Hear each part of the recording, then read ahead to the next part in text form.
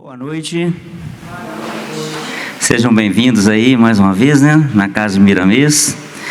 Nós estamos hoje aí na véspera do Natal e nosso tema está ali, né, o Natal no Lar Espírita. Então nós vamos então ter essa reflexão, né, na noite de hoje. Nosso companheiro Vladimir já está aqui para fazer a reflexão por nós. Nós vamos então fazer a nossa prece inicial. Gostaria de pedir, né, a quem está com o celular para colocar no modo silencioso ou desligar, né, para que possamos ter uma reflexão harmoniosa. Então vamos aproveitar então, fechar nossos olhos, elevar nossos pensamentos a Deus, nosso Pai de amor e de bondade, conversar com Jesus, nosso Mestre amado, emitir também nossos pensamentos de agradecimento a Miramês e a toda a sua equipe, que em mais um ano nos acolheu nesta casa, nos trazendo paz, harmonia, equilíbrio, nos dando a oportunidade de aprender o Evangelho de Jesus Cristo sobre a doutrina espírita.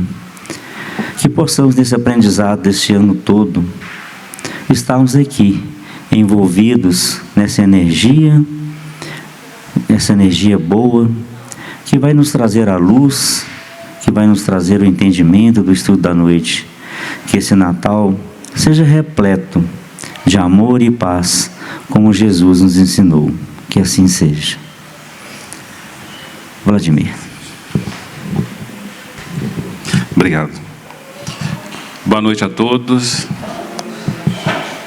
Bom, é muito bom estar aqui, né? Agradeço a Deus por essa oportunidade e peço amparo para conseguir transmitir para vocês o melhor possível dentro dessa temática, que é o Natal no Lar Espírita. É um tema que, a princípio, a gente, para o espírita mesmo, né? Porque o espiritismo ele não tem muito daqueles rituais, né? Não tem batismo, né? Não tem casamento, né? É um pouco esvaziado desses símbolos todos, que é muito forte na Igreja Católica, né? Mas o Natal para o espírita, ele tem algo de fantástico. Eu acho que para todos os cristãos, todos aqueles que amam o Cristo, que acreditam no Cristo, porque é um momento em que a gente consegue renovar as nossas energias, né? É um momento em que a gente consegue voltar para nós mesmos e encontrar esse Cristo que existe em nós, em cada um de nós. Então, como é difícil encontrar palavras para falar sobre Cristo, porque o próprio Miramês, no livro Maria de Nazaré, ele escreveu o seguinte, olha que interessante.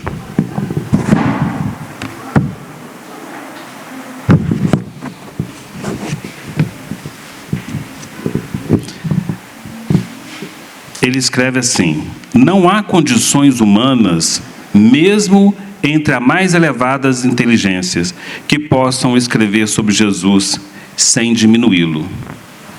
Olha que interessante. E esse livro aqui, ele fala justamente de Maria de Nazaré. É um livro que tem esse nome, Maria de Nazaré, pela psicografia de João Nunes Maia, e o Espírito Miramês, o mentor de nossa casa. Então, é difícil a gente encontrar palavras para conseguir expressar, de alguma forma, a grandeza de Jesus. O quanto ele é grande, belo, misericordioso. Mas nessa falta de palavras, de argumentação, a gente vai pegar alguns episódios, algumas passagens que vai nos auxiliar a ampliar todo esse amor que temos por ele, toda essa fé que temos por ele. Então a gente volta aqui, né, para o livro Maria de Nazaré, para o momento em que Maria Porque nós estamos falando de Natal, nós estamos falando do aniversário do Cristo, do nascimento do Cristo. Então, a intenção é de buscar o Cristo no nascimento a partir da sua mãe. E a partir de relatos dela, captados por Lucas. O Evangelho de Lucas, muitas passagens foram narradas por Maria, a pedido de Paulo de Tarso. A gente encontra isso no livro Paulo e Estevão. Na não condição dele mesmo fazer essas entrevistas com Maria, porque ele já estava no momento mais difícil, já estava caminhando para os momentos derradeiros do seu desencarne, ele pede a Lucas que fizesse isso. Então, o livro de Lucas traz muitas passagens de Maria.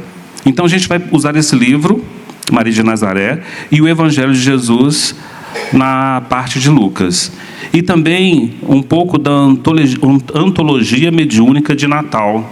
É uma coletânea psicografada por espíritos diversos e psicografada por Francisco de Xavier, ditado por vários espíritos e psicografado por ele. Aqui em Maria de Nazaré já inicia falando da grandeza de Maria. Um espírito de alta envergadura vem descendo sem ansiedade até conseguir reencarnar na Terra. Aliás, encarnar na Terra. Maria de Nazaré, para vocês terem uma ideia do quanto era problemático a região naquela época, Galileia, que foi onde ela nasceu, era tido nos planos espirituais, segundo Miramês, como uma área, um setor de segurança. Junto com Maria e outros anjos de luz, várias caravanas eram feitas para fazer a asepsia do local. Então, Elio, Sofia, Elias e outros mais faziam essas asepsias. Retiravam espíritos que estavam por demais endurecidos e impedia que fosse possível a reencarnação de Jesus, a encarnação de Jesus aqui na Terra, a chegada dele aqui na Terra. Então essa asepsia foi feita, daí sim foi possível a chegada dele. Existem algumas narrativas nesse livro Maria de Nazaré muito bonitas. Espíritos trevosos sendo conduzidos para o mar. É a coisa mais linda, em redes magnéticas. O local ficou de tal ponto possível que Jesus viesse até nós, que os pássaros sabiam da chegada dele. Os peixes sabiam da chegada dele. O magnetismo da Galileia, de Belém, o magnetismo de outras cidadezinhas, outros vilarejos próximos, era tão grande que tudo florescia de uma forma completamente diferente. Tudo crescia de uma beleza nunca vista naquele local. Aí, em Lucas,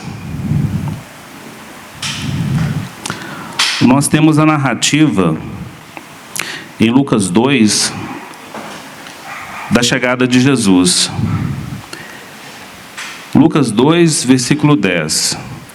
Eis que vos trago boas novas, disse-lhe um anjo, de grande alegria, que será de todo o povo, porque nasceu para vós hoje o Salvador, que é o Cristo Senhor, na cidade de Davi. E ainda o anjo fala: glória a Deus nas alturas, paz sobre a terra, boa vontade para com os homens. Mesmo com todo esse trabalho de asepsia do local, ainda assim, pessoas com medo ou cultivando a ignorância de quem era o Cristo, mandou matar todas as crianças recém-nascidas, porque chegou no ouvido de Herodes, o rei, que ia nascer aquele que seria o Salvador, ia nascer um rei, ia nascer o Messias. Com medo de perder o seu lugar, ele mandou matar todas as crianças recém-nascidas daquela região. Maria e José fugiram. Eles eram foragidos para que não fosse levado o menino Jesus.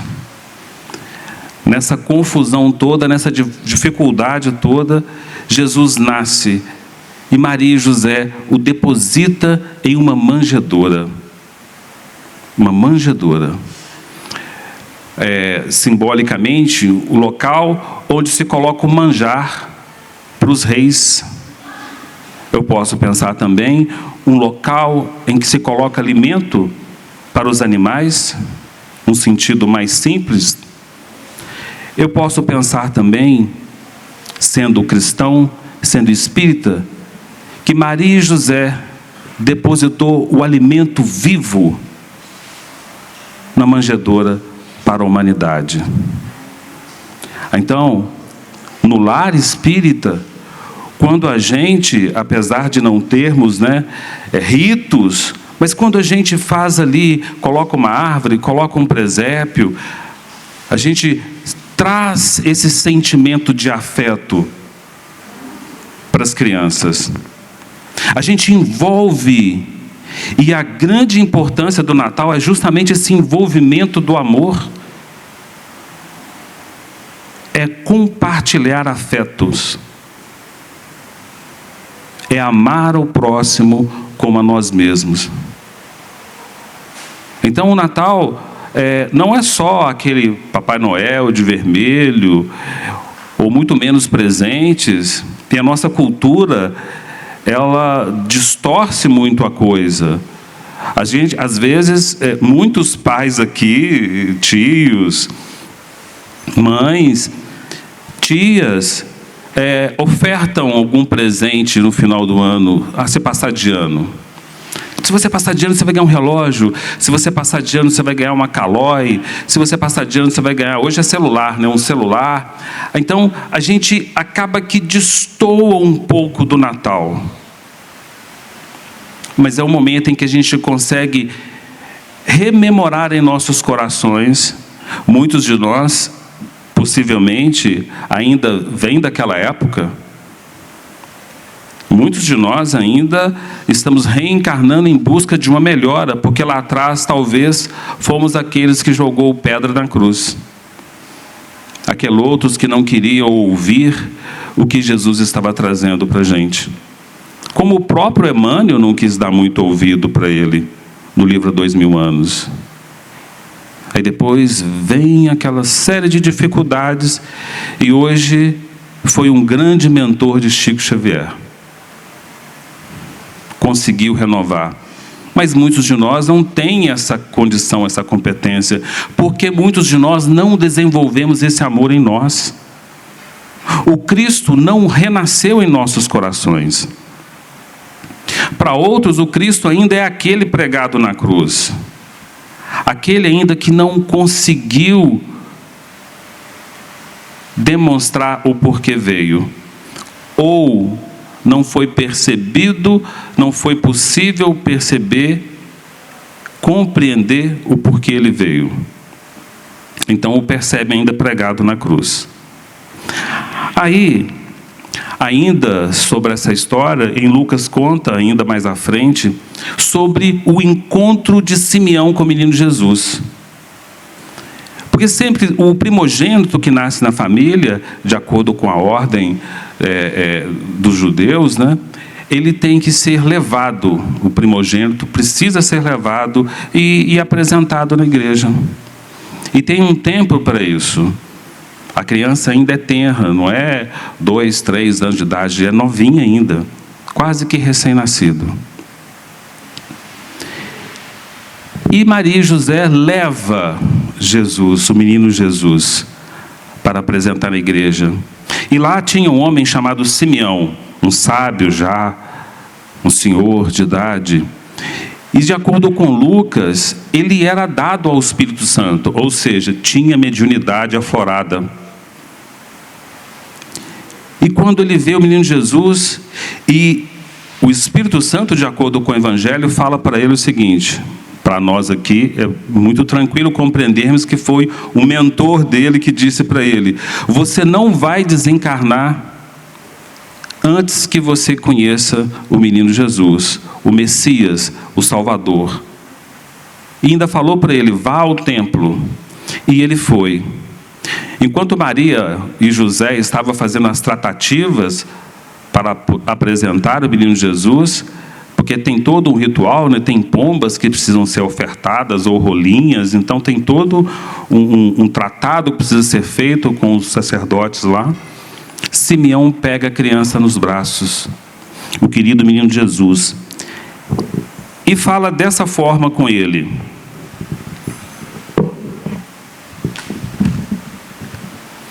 celeste menino,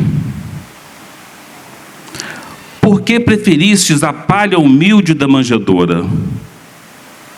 A fala de Simeão é uma fala assim de incongruência. Ele não conseguia compreender o porquê que o menino Jesus nasceu, o Messias, o Salvador, numa manjedoura. Era inconcebível para ele, porque todos estavam na expectativa que esse rei, o Salvador, que viesse montado em cavalos, com exércitos, com fortunas, com riquezas, mas nasce em uma cidade simples, em uma manjedoura. Esse velho Simeão, a simbologia do Fênix, com o puer, a criança, ele não conseguia conceber. Toda aquela sabedoria daquele velho sábio não dava sentido, não fazia sentido para ele. E ele continua: já que vens representar os interesses do eterno Senhor da terra, como não vestiste a púrpura imperial? Puxa vida, por que Jesus não veio num lar rico, em condições, talvez como um príncipe, na sucessão do pai, um rei? Na mente desse Senhor, só assim poderia tirar o povo judeu, o povo hebreu, daquela situação. Como não nascestes ao lado de Augusto, o divino, para defender o flagelado povo de Israel?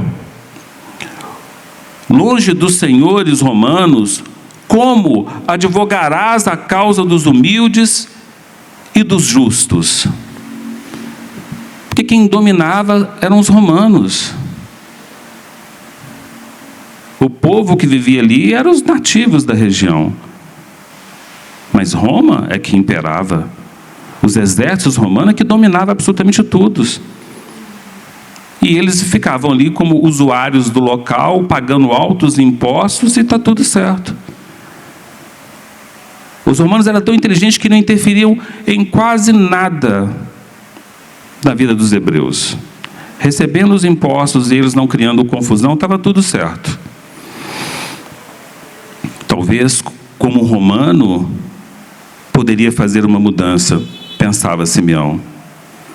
E ainda com aquela criança no colo, ele continua falando: por que não viestes ao pé daqueles que vestem a toga dos magistrados? Por que não? Tinha Atenas, tinha Alexandria. Paulo de Tarso estudou em Tarso porque Alexandria estava em reforma. Mas tinha grandes academias ali. Tinha os sinédrios, as escolas judaicas. Por que não? Ele veio naquela simplicidade, com um casal simples, foragido. Então poderias ombrear com os patrícios ilustres, Movimentar-te-ias entre legionários e tribunos gladiadores e pretorianos, atendendo-nos à libertação. Por que Jesus não veio como um gladiador? Essa era a pergunta de Simeão. Como um pretoriano, um general de legiões?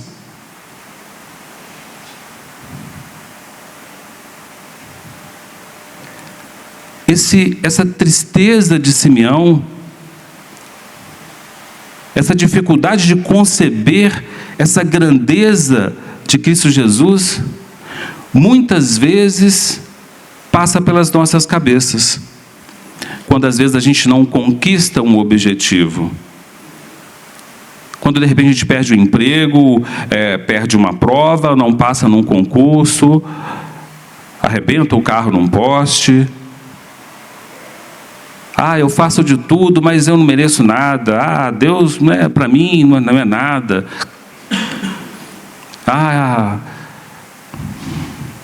Eu não aguento isso. Às vezes esse medo, essa resistência em de repente aceitar algumas situações que a gente não tem como modificar, nos coloca em dúvida. Nos coloca receosos de entender que o universo tem as suas formas de conversar conosco. Existem sutilezas na natureza que prova para a gente que as coisas não são constantes. A inconstância faz parte da natureza. Quando muitos de nós que chegou aqui estava sem chuva, depois começou a chover, de repente vai dar uma lua linda, maravilhosa, um céu aberto. A inconstância da natureza. Morre uma flor, morre um fruto, nasce uma árvore. É inconstante. As coisas precisam girar. O livro dos Espíritos traz para a gente, uma das leis da natureza, a destruição. Olha que fantástico. É preciso renovar as coisas. E Simeão continua. Por que não chegastes, como Moisés, valendo-se do prestígio da casa do faraó?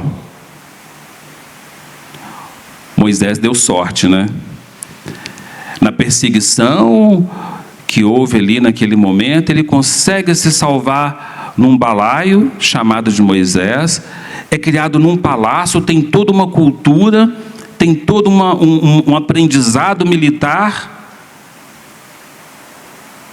que fortaleceu em muito a conquista do povo hebreu, o retorno para o seio hebreu.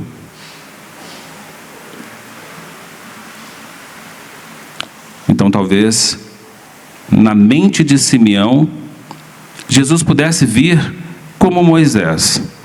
Talvez ser criado junto de Herodes. Talvez ser criado junto do Augusto César. Para que ele pudesse ter o poder como Moisés teve. E fazer as mudanças como Moisés fez. Aquela criança que alguns historiadores datam de apenas 8 anos de idade, ouvindo tranquilamente aquele sábio Senhor, que ignorava a grandeza de Jesus. Que às vezes, por a gente não conseguir algum benefício, talvez até uma melhora de saúde, porque de repente aquele adoecimento é importante para o nosso crescimento, já abala a nossa fé. Talvez por trás desse adoecimento, desse impedimento de fazermos alguma coisa, nos livramos de uma tragédia, ou aprendemos um pouco com esse estado moribundo de ser do momento. Estar na cama, de repente, é para a gente desligar, É um momento em que o nosso corpo fala para a gente: desliga, cara, para, deixa o celular, deixa o WhatsApp, deixa o trabalho, volta para si mesmo um pouco, vai pegar um livro para ler, descola da televisão, descola das redes sociais. Isso nos consome a todo momento. Então, de repente, cair de cama, né, ficar enfermo por um determinado momento, talvez esteja nos alertando que o nosso corpo está cansado de alguma coisa. E está mostrando que essa inconstância que traz talvez, evidencia talvez uma necessidade. Não parou por aí. Quem te preparará, embaixador eterno, para o ministério santo? Que será de ti sem lugar no sinédrio? E é interessante o sinédrio, que ali era uma reunião de 20 a 22 ou 23 juízes. Então o poder ali do sinédrio é muito grande. E pela lei judaica, cada cidade tinha que ter um sinédrio. Então, por que não? O Cristo nasceu em Jerusalém, uma grande cidade, e talvez ali, fazendo parte do sinédrio, talvez teria mais força, de acordo com o pensamento de Simeão. E ele começa a falar sobre os reis. Samuel mobilizou a força contra os filisteus, preservando-nos a superioridade. Saul, o rei Saul, guerreou até a morte por manter-nos a dominação. Davi,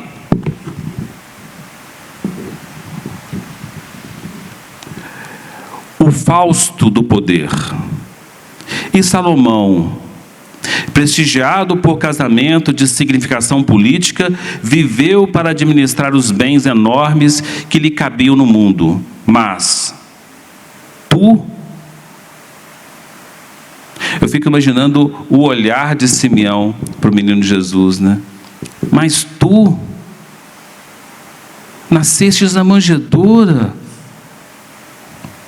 Eu sei, ele em momento algum ele duvidou que ele era o Messias. Ele não colocou nada disso aqui. Mas ele coloca o desentendimento de como ele iria mudar. Como ele salvaria a humanidade. Como ele poderia ser o Messias.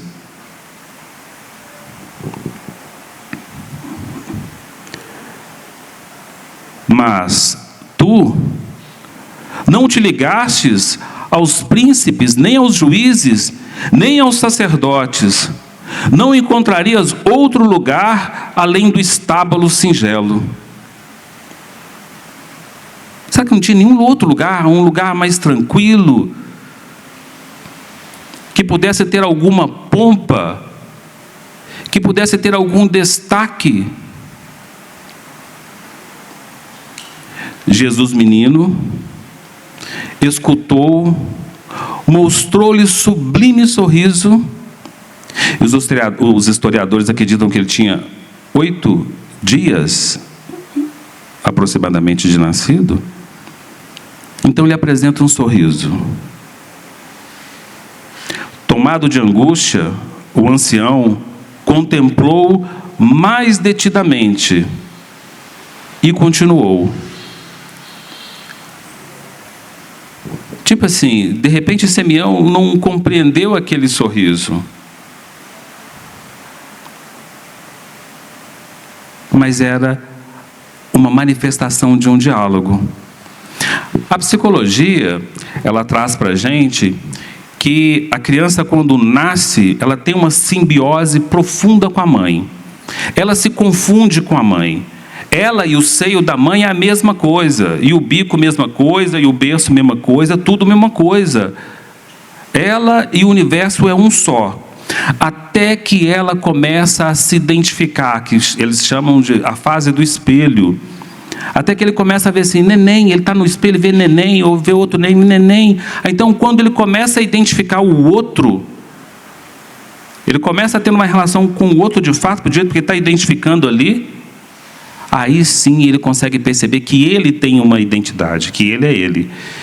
E essa fase, as mães sabem melhor do que eu, né? Pode acontecer por volta de uns 8 meses, 1 ano, né? Quando ele começa a falar, né? Mais provavelmente dito. Tinha 8 dias o menino Jesus. E expressando esse sorriso, como dando uma contrapartida da fala dele, né? Talvez formando uma antítese do que Simeão estava falando. Onde representará os interesses do Supremo Senhor? Sentar-se-ás entre os poderosos? Escreverá novos livros da sabedoria? E Jesus não escreveu uma palavra. Os feitos dele foram escritos pelos apóstolos, pelos evangelistas.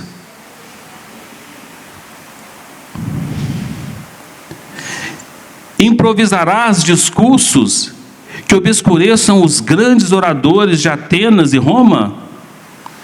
Amontoarás dinheiro suficiente para redimir os que sofrem?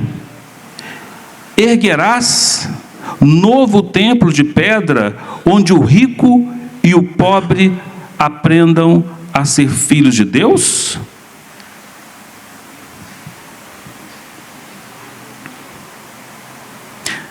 E é uma coisa que está um pouco difícil aqui, né? Quando eu me perguntei sobre o Natal na casa espírita, eu pensei assim, gente, não tem ritual, de repente tem casa de espírita que não tem nem Papai Noel, não tem árvore de Natal. Como os meus filhos já são grandes, eu nem faço árvore de Natal mais. Quem sabe um dia, quando eu tiver netinhos aí, eu vou fazer, né? Mas não faço mais, os meninos já estão enormes, cresceram. Puxa vida! Então, como é que é o Natal na casa espírita? E veio a resposta, reflexão. Reflexão sobre os feitos de Jesus. Reflexão como essa que estamos fazendo aqui. Porque temos muitas diferenças na humanidade. Este questionamento de Simeão para o menino Jesus, essa diferença do pobre, do rico, nós estamos vendo a todo momento.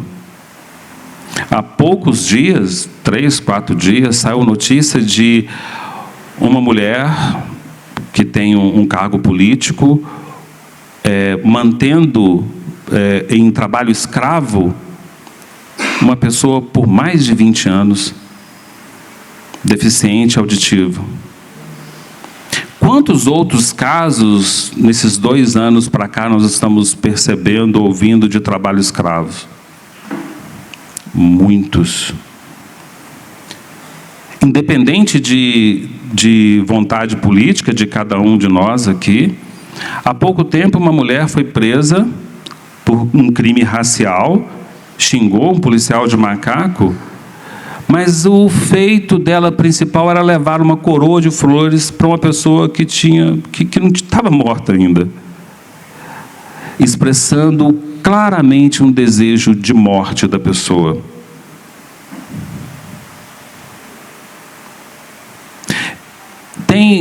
É muito forte em São Paulo, mas aqui tem também. Uma coisa muito interessante é que é arquitetura hostil. O que é arquitetura hostil? São aqueles bancos, aqueles artefatos pontiagudos, grosseiros, que impedem os andarilhos de sentarem. Debaixo das marquises de grandes lojas, tem dispositivo de gotejamento. Para caso venha ali uma pessoa dormir fora do sereno, se aconchegar num canto ou no outro, no meio de um papelão, o dispositivo aciona, porque é automático, aciona e começa o gotejamento. Aí a pessoa ela é obrigada a sair de lá. arquitetura hostil. Como pode uma pessoa estudar tanto para conseguir arquitetar algo para desconfortar o nosso próximo? Sendo que o que Jesus trouxe para a gente foi amar o próximo como a nós mesmos.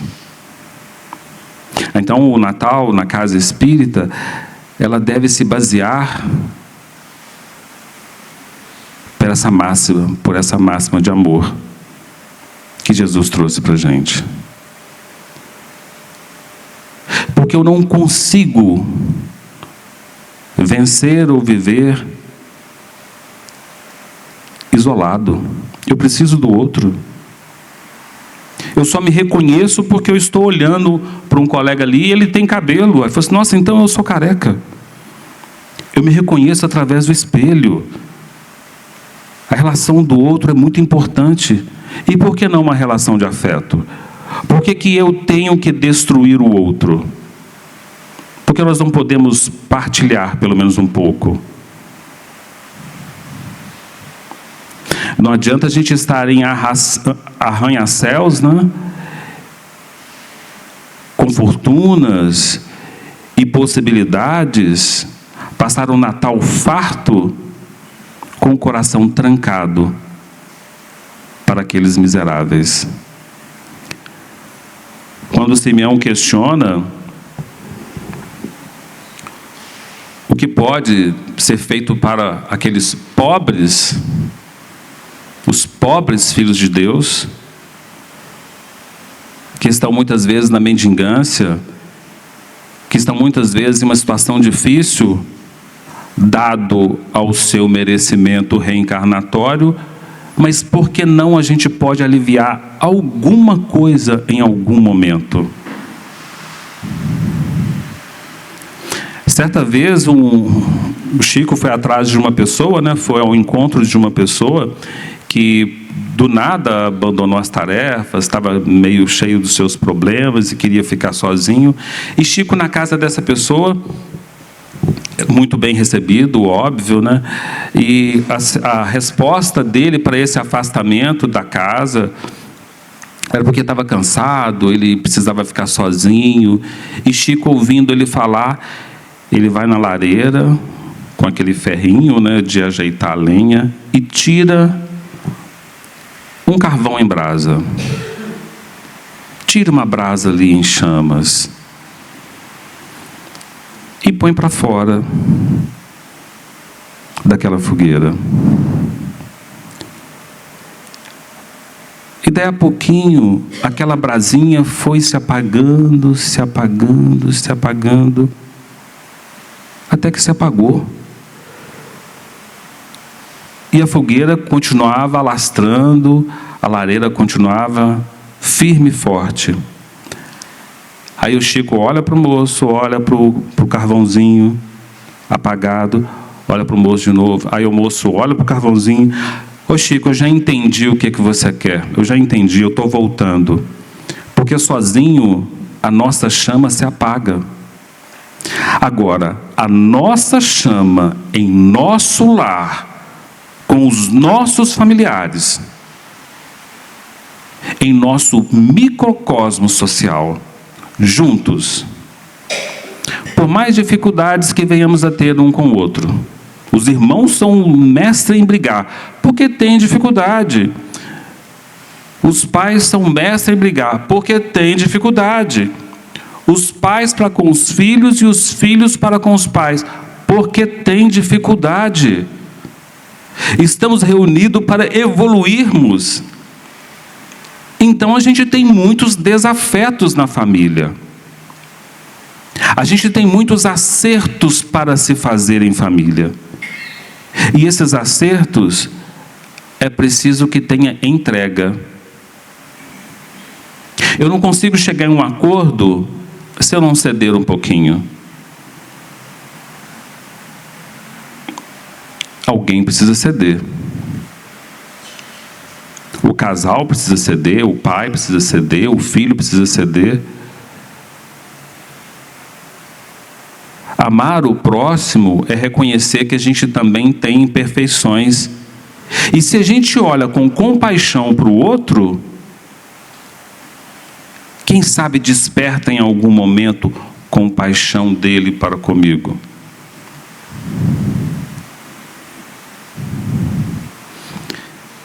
Simeão não parou por aqui. Ordenarás a execução da lei, decretando medidas que obriguem a transformação imediata de Israel? Seria fantástico, né? Jesus, dado ao poder, determinasse alguma lei e mudasse todo aquele poderio, todo aquele absolutismo do povo romano sobre os hebreus e também dos sacerdotes sobre o povo.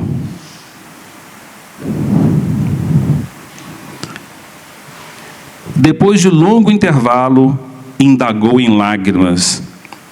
Simeão teve uma conversa longa com o menino Jesus e até então só tinha recebido apenas um sorriso e não tinha entendido.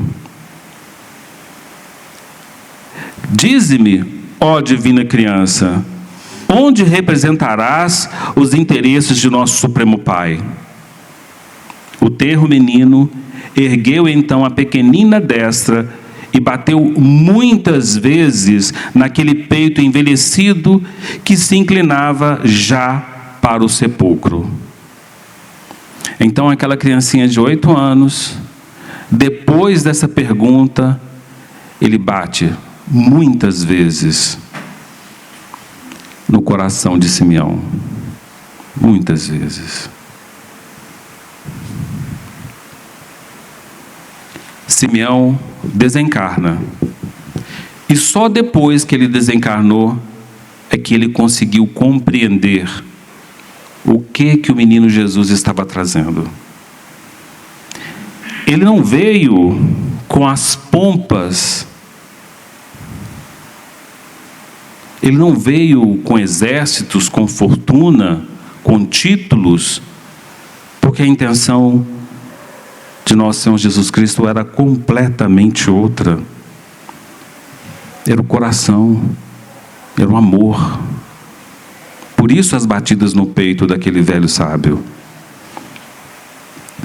Nesse instante, aproximou-se Maria e o recolheu nos braços maternos. Somente após a morte do corpo, Simeão veio a saber que o menino celeste não o deixara sem resposta. O infante sublime, no gesto silencioso, quisera dizer que não vinha representar os interesses do céu, mas organizações respeitáveis, mas efêmeras da terra. Vinha da casa do Pai justamente para representá-lo no coração dos homens.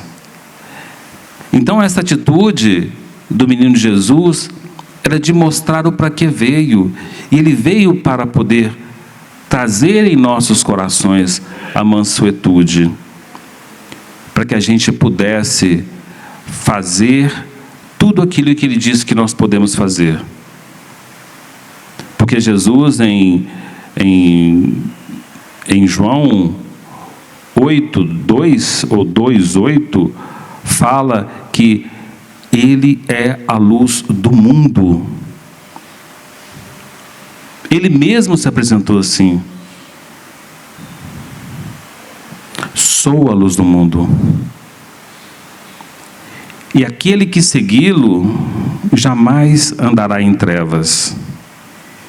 Então, todos nós aqui, que trazermos Jesus em nosso coração, que buscarmos trazer luz à sombra que existe em todos nós. Todos nós aqui tem um ponto sombrio, um ponto delicado a se tratar. De repente um é um vício, um cigarro, o outro pode ser bebida, o outro é o sexo, o outro é o trabalho por demais, o outro é a ira, outro o egoísmo, que é muitos de nós. O egoísmo é a chaga da humanidade.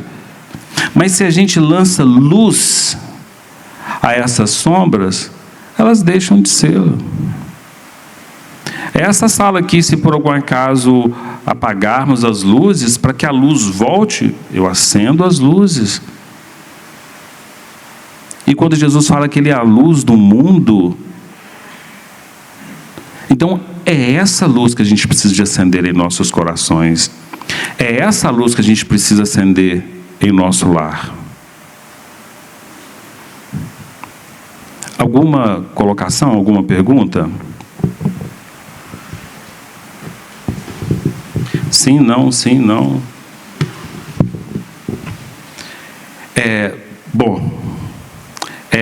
João 8,12, tá? A fala total é o seguinte: eu sou a luz do mundo, quem me segue não andará mais em trevas, pelo contrário, terá a luz do mundo. Lindo demais, né?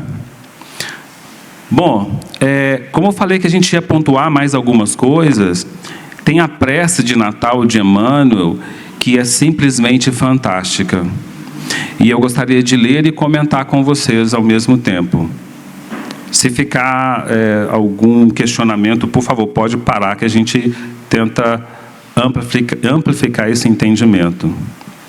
Então, a prece que Emmanuel faz aqui, muito bonita, ele destina a quem? A esse que é a luz do mundo. Porque a distância que tem a gente dos planos superiores é a prece. Então, algo que é de extrema importância no lar espírita é o cultivo da prece. Antes de dormir, depois de acordar, sempre que possível a gente dá uma paradinha, agradecer a oportunidade de estarmos respirando, de estarmos vivos. E Emmanuel faz algumas reflexões bastante interessantes nessa prece de Natal. Ele começa, a partir do destinatário: Senhor Jesus, que é o nosso modelo e guia, inconfundível, recordando-te a vinda, quando te exaustastes na manjedoura, por luz nas trevas, vimos pedir-te a bênção. Então, ele fala do menino Jesus, que se exaltou com essa simplicidade. Ele se elevou na manjedoura, como luz nas trevas. Essa simplicidade dele foi o que ele veio fazer para a gente. Desde antes da sua chegada nos relatos de Maria, que Miramês grafou nesse livro. A asepsia do local para que Jesus chegasse. E mais uma vez, depois da chegada de Jesus, chegou a luz para as nossas trevas íntimas, as nossas dificuldades. Releva-nos se muitos de nós trazemos saudade e cansaço, assombro e aflição, quando nos envolves em torrentes de alegria. Mesmo alegre, a gente às vezes fica aflito, né? Nossa, será que isso vai passar rapidinho? A gente nem consegue viver a alegria. Nossa, será que vai acabar? Será que isso, né? Será que eu sou merecedor dessa felicidade toda? Mesmo assim, a gente fica ainda em assombros. Sabe, Senhor, que temos escalado culminâncias, ou seja, pontos altos, possuímos cultura e riqueza, tesouros e palácios, máquinas que estudam as constelações e engenhos que voam no espaço. A nossa evolução, né? Nós alcançamos uma cultura extremamente fantástica. Existem até foguetes para fazer turismo no espaço. Temos uma riqueza incalculáveis, um desenvolvimento incalculável. Máquinas que o Hubble, né, o telescópio, consegue perceber o macro com uma facilidade incrível. E o micro, com os microscópios, com uma facilidade incrível também. Os satélites com o poder de fotografar e de localizar coisas espetaculares. Viajar hoje é a coisa mais simples do mundo, é só colocar no GPS. A gente vai aonde for. Tudo a tecnologia.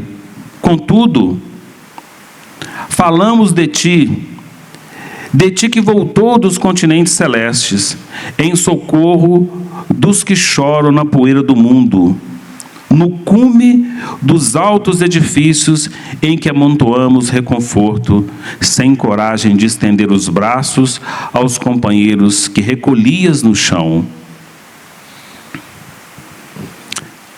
Por vezes a gente fica preso a todo esse status, a toda essa condição, e não percebe o outro. Mostra a indiferença. Destacamos a excelência de teus ensinos, agarrados ao supérfluo, esquecidos de que não guardastes uma pedra em que repousar a cabeça. E ainda agora, quando te comemoramos o natalício, louvamos-te o nome em torno da mesa farta, trancado inconscientemente às portas do coração, aos que se arrastam na rua. Diante da nossa condição, seja ela abastado, simples, reduzida, às vezes a gente fica preso nisso e não consegue perceber que eu ainda posso dividir o pão. Eu posso fazer alguma coisa, porque amar não é, vai além da palavra. A gente não sabe muito bem o que é a definição de amar, a gente não consegue viver isso, mas é no mínimo ter misericórdia para com o outro, ter compaixão para com o outro, estar com o outro, relacionar com o próximo, doar aquilo que a gente tem de melhor. O que a gente tem de melhor? Que é o tempo? Então tá, a gente de repente pode ficar na recepção, de repente não, eu acho que eu consigo um pouco mais, então de repente eu posso ir para a campanha do quilo, não, talvez eu possa alguma coisa a mais, então eu posso fazer um curso de passe e dar um passe. A gente não consegue vencer sozinho. Seremos aquela brasa apagada. Com pouco de tempo sozinho, os pensamentos começam a nos invadir, a nos tomar, e a gente acaba sucumbindo ao nada. Joana de Ângeles, no capítulo 1 do livro O Homem Integral, ela pontua 5 fatores de perturbação. Um desses fatores é o medo. O medo.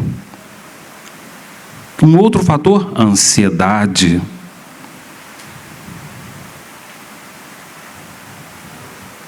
Ambos desenvolvem a depressão. É um pulinho para mim estar deprimido. Eu tenho medo, de repente as pessoas afastam de mim, aí eu numa situação difícil de reverter.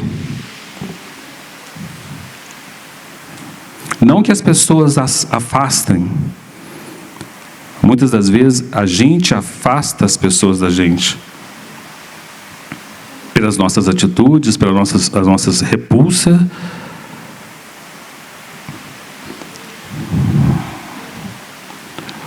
Louvamos-te o nome em torno da mesa farta, trancado inconscientemente às portas do coração, aos que se arrastam na rua.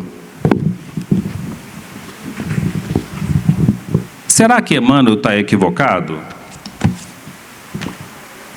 Ou será que ele tem razão? Será que a gente tem feito isso? Ah, Vladimir, mas tudo bem. Às vezes por necessidade a gente fecha o vidro do carro, não dá atenção. Eu entendo, a gente está com medo mesmo. As reportagens, elas vão insuflando medo na gente, que a gente para o carro no sinal, a gente está subindo o vidro. vai atravessar uma viela sozinho, a gente viu uma pessoa, dois, um grupo de três, a gente já fica com medo, já quase que passa na viela arrastado no muro. Eu entendo tudo isso, sei muito bem que o índice de criminalidade está grande, as questões sociais estão enormes, as dificuldades para se educar isso é muito grande. Eu tive uma vez desenvolvendo um trabalho dentro do presídio, da penitenciária máxima de Contagem, e tantas pessoas belas ali dentro, que por um deslize, um momento impensado fez besteira. Então a gente sabe muito bem que as questões sociais, as dificuldades do país, né, a discrepância da riqueza para a pobreza e a falta de olhar, de compaixão para aquele outro que está caminhando, que está em busca de ascensão, isso acaba complicando mais a situação. Vladimir, mas tem um lado da pessoa, a pessoa não quer. Tem também esse lado. Tem muita gente que não quer. Mas isso não deve impedir a nossa ação. Jesus disse: que importa tu com isso? Aliás, que importa ti com isso? Segue-me tu. Se o outro não quer, é um problema dele. Não gostaria que isso se tornasse um problema meu. Chico foi convidado, né? Uma pessoa, Chico fazia alguns trabalhos em presídio e uma pessoa presa pediu para ele levar cigarro e uma pessoa deparou com o Chico com um maço de cigarro no bolso e aí o Chico falou assim: a pessoa me pediu, ele é que está em débito com o vício dele, eu não. Ele me pediu, por que eu vou negar?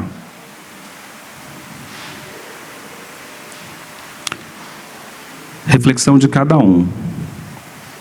Nunca tivemos como agora tanta abastança e tanta penúria, tanta inteligência e tanta discórdia, tanto contraste doloroso, tão só por olvidarmos que ninguém é feliz sem a felicidade dos outros. Desprezamos a sinceridade e caímos na ilusão. Estamos ricos de ciência e pobres de amor.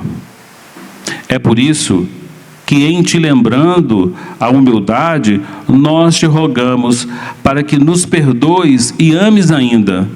Se algo te podemos suplicar além disso, desculpa o nada que te ofertamos, em troca do tudo que nos dás. E faze-nos mais simples. É bonito isso, né? Emmanuel faz todo um contraste, mostra toda a nossa insignificância diante da grandeza de Deus, a nossa insignificância diante da grandeza de Jesus, e pede mais simplicidade, porque é disso que estamos precisando. Porque com o nariz para cima, eu não consigo enxergar ninguém.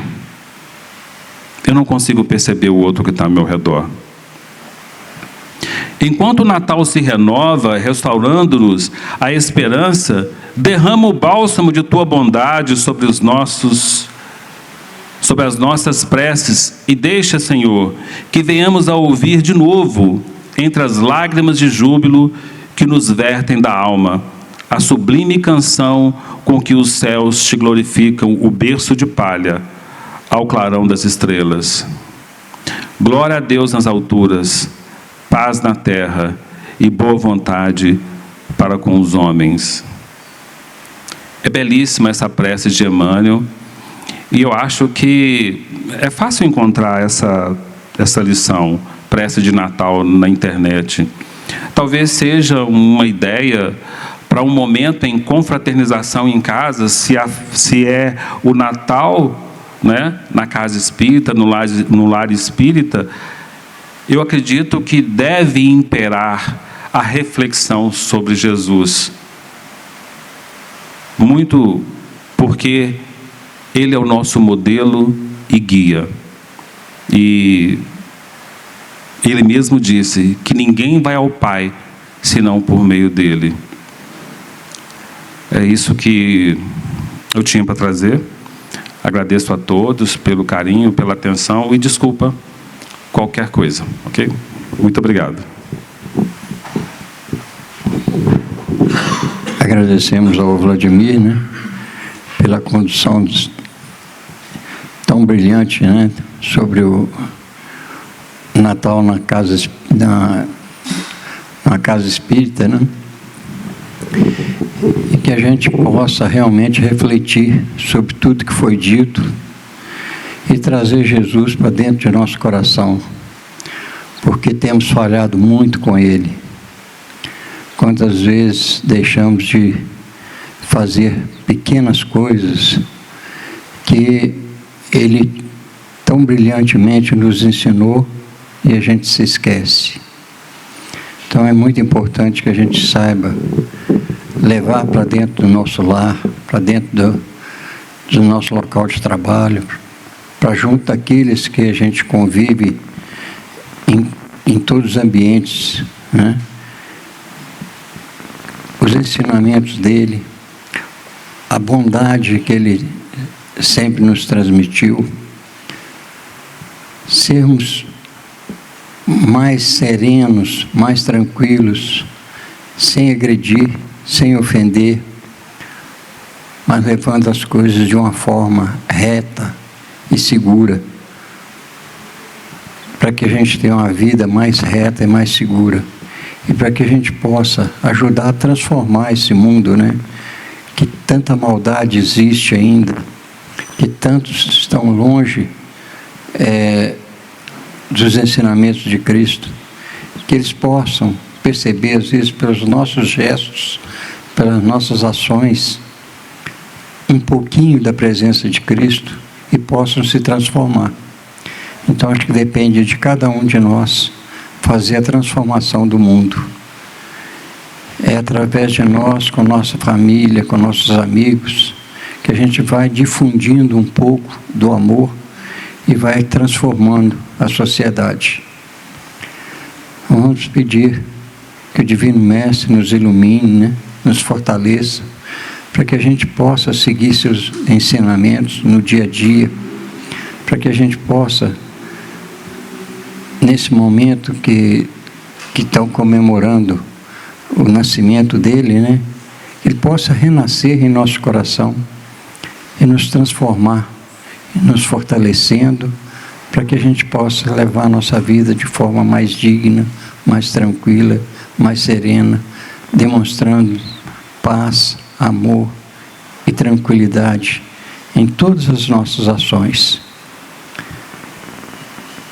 Que nós possamos sempre trazer um pouco de amor a todos aqueles que estão próximos a nós. Que a gente possa estar sempre de bem com a vida, sem ofensas, sem agressões, para que a gente possa enriquecer o mundo com amor, com fé e harmonia. Nós vamos fazer a prece e logo em seguida, aqueles que quiserem tomar o passe, é só se organizar aqui à direita, tá? Que todos serão atendidos. Vamos pedir a Jesus que nos ilumine com a sua oração, com a oração que Ele nos ensinou. Pai nosso, que estais nos céus, santificado seja o vosso santo nome. Venha a nós o vosso reino de amor e de fé. Seja feita a vossa vontade, assim na terra como nos céus. O pão nosso de cada dia, dai-nos hoje. Desculpe.